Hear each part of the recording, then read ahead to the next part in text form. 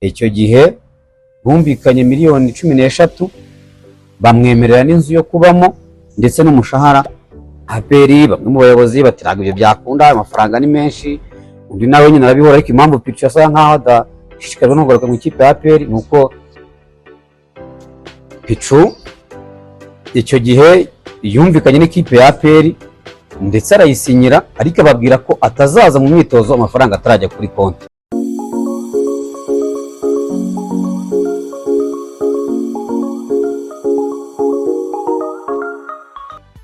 Yes, reka tubahe ikaze bakunzi ba Bar44 podcast, ikaba ari YouTube channel yanyu mufiteho uruhare rusesuye. Tunasaba batarakora subscribe kuba bakora subscribe kugira ngo bajye bagenda bamenya amakuru menshi agiye atandukanye, by'umwihariko akaba ari amakuru ya hano imbere mu gihugu. Turimo turasatira igihe kigura n'igurisha, aho bamwe mu makipe yose aba yitabiriye isoko rizatangira tariki 3 Mutarama 2025 risozanye n'ukwezi kwa mbere. Ubwo amakipe agifite imyanya yose akaba agomba cyangwa se yemerewe kuba yakongeramo abakinnyi bitewe wenda n'imyanya babona bakeneye kuba bakongeramo abakinnyi kugira ngo bazabe bitwara neza mu mikino yo kwishyura. Uno munsi rero inkuru tugiye kugarukaho ni inkuru navuga ngo yabaye bamwe babona bisa nkaho ari imikino cyangwa se bumva ari ibintu biri aho ngaho, gusa biza kurangira bibaye official ku cyumweru nibwo kwa gatandatu, ndakeka ari kwa gatandatu nibwo twamenye inkuru yuko wo bita Nshimirimana Ismael bakunze kwita Pichu, umukinnyi w'ikipe y'igihugu y'u Burundi, yongeye gusinyira ekipe ya APR. Ni ibintu byagiye bivugwa kuva bamwe bavuga ngo yatandukanye na ekipe, abandi bavuga ngo ari aho ngaho ariko nubwo adakoreshwa.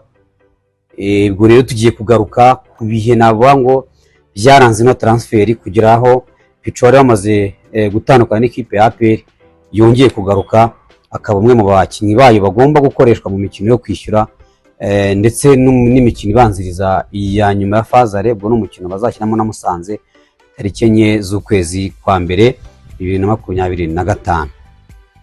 Utere iki bintu bya Pichu byagenze gute? Pichu murabizi ko yageze mu Rwanda aje mu ikipe ya Kiyovu Sport, ndetse akaba yaragiremo ibihe byiza by'imyaka igera kuri 2 ikipe ya Kiyovu Sport ishaka igikombe cya shampiyona, aho yari kumwe n'umukinnyi bakinaga mu kibuga hagati Abedi ukinira ekipe ya Police.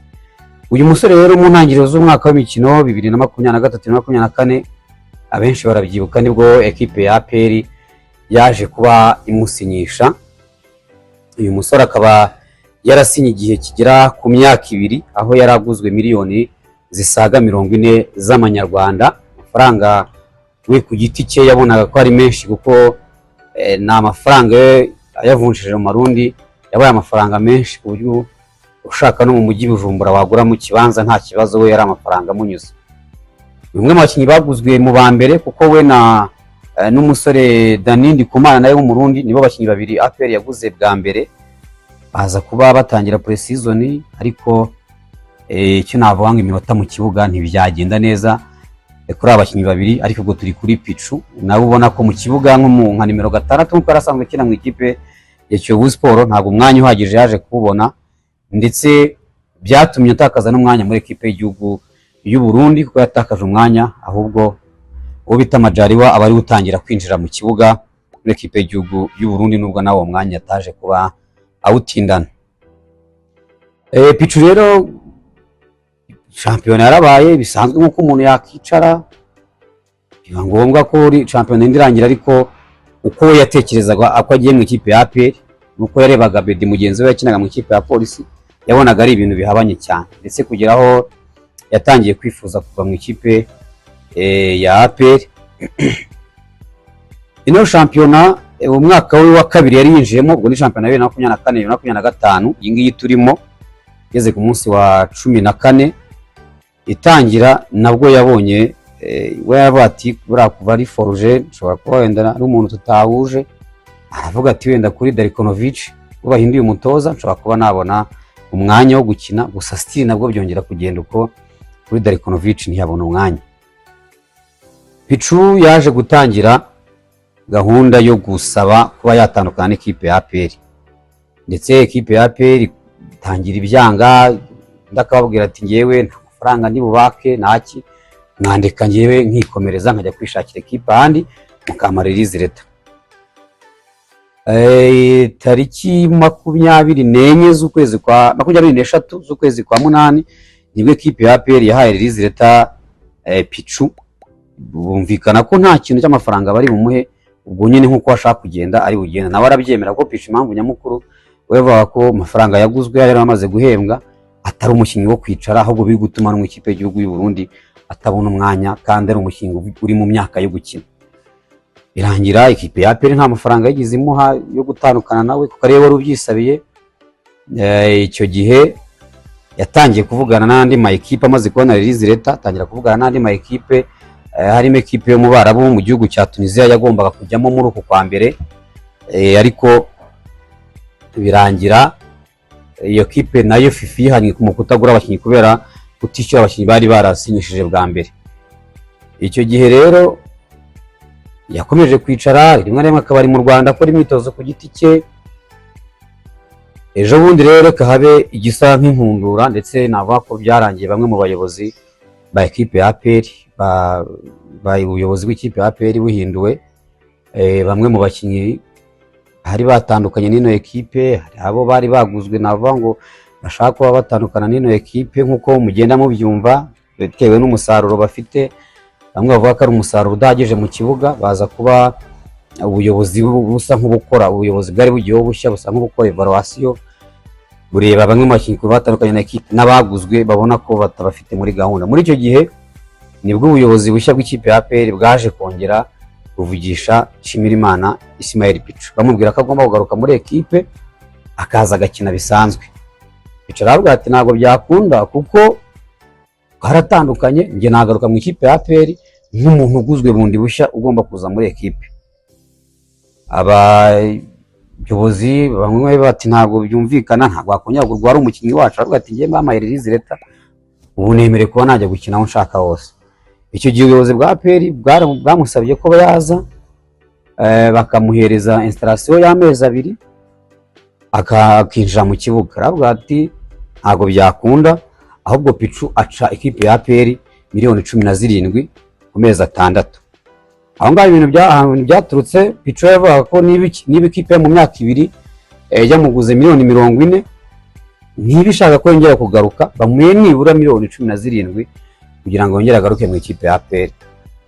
APR bamwe mu bayobozi batiraga ibyo byakunda, amafaranga ni menshi, undi nawe nyine arabihora. Ariko impamvu Pichu yasa nkaho adashishikajwe no kugaruka mu ikipe ya APR nuko yari afite gahunda zo kuba yabona ama equipe mu Barabu mu gihugu cya Tunisia cyangwa muri Maroc.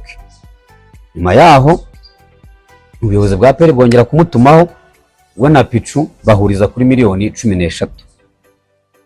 Pichu ahantu navuga ngo bikomereye bamuhaye miliyoni 13 mu mezi 6, bumvikana bagomba kubasinyira amezi 6, ariko biye byatangiye ikipe ya APR isaba ko yanasinya indi myaka 2 cyangwa se umwaka, bababwira ko atabarengereza amezi 6, agomba kabareba ukuntu ibintu bimeze, niba yabona umwanya wo gukina cyangwa se atawubona.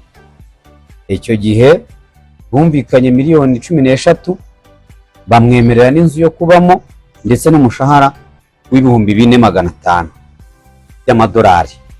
Avuga ko Pichu yaze kuba biganiriza na bamwe mu bagenti biwe, bamwumvisha ko ari deal nziza mu mezi 6 yaza akabikora nta kibazo.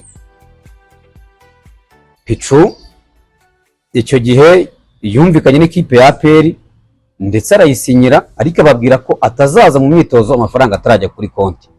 Ngira ngo bigize kubabwira ko Pichu yamaze kugaruka mu ikipe ya APR hari hashize hafi ukwezi. Icyo gihe yasinyiye ikipe ya APR, ariko ntibahita bamuha amafaranga, asubira mu gihugu cy'u Burundi. Yasaga yaza gukora imyitozo kwa Ramadan gato. Ejo bundi rero baza kumubwira yuko amafaranga ageze kuri konte. Arebye kuri konte n'ubundi asanga amafaranga yamaze kujyaho, nibwo yemerera kugaruka kuza kuba yatangira imyitozo. Ari nabwo ikipe ya APR yashyiraga amafoto ahagaragara. Ntago kiragiye aribwo yari yasinye, ahubwo yaramaze igihe yarasinye, ahubwo ategereje ko amafaranga azajya kuri konte, ubundi bakumvikana ko agomba kuza mu myitozo, ndetse n'ikipe ya APR ikaza kuba ibishyira ahagaragara muri rusange. Uyu musore rero agiye kujya afata 4,500 y'idolari ku kwezi, amwishyurira inzu kadasitire yo kubamo ndetse n'izo miliyoni 13 baje kuba bamuha muri rusange. Umuntu yavuga ko ubwo dufashe ku bijyanye wenda na recruitment mu myaka 4 n'igice, mu myaka 2 n'igice yari yasinyiye equipe ya APR, nubwo agiye kwikinira umwaka n'amezi 6. Ubwo icyo gihe navuga ko Nshimirimana Pichu mu gihe cy'umwaka n'amezi 6 mu ikipe ya APR avanye muri recruitment ya miliyoni zisaga 60 z'amanyarwanda. N'amafaranga menshi gushyiraho umushahara bamuhaye, n'abandi ikipe ya APR isaruyemo amafaranga. Ubwo igisigaye umuntu yakibaza, ese ni umukinnyi ikipe ya APR yari ikeneye?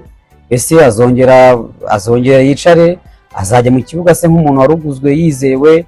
Ibyo nibyo umuntu yasigira icyumba cyo mu kibuga, tukazamenya uko bihagaze. Nabasaba gukomeza gukora subscribe kuri Bar44 podcast. Nishimwe Olivier Demba muri kumwe niwe mubana.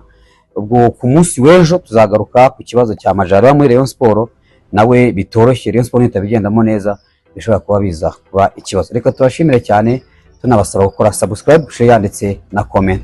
Imana ibiteho.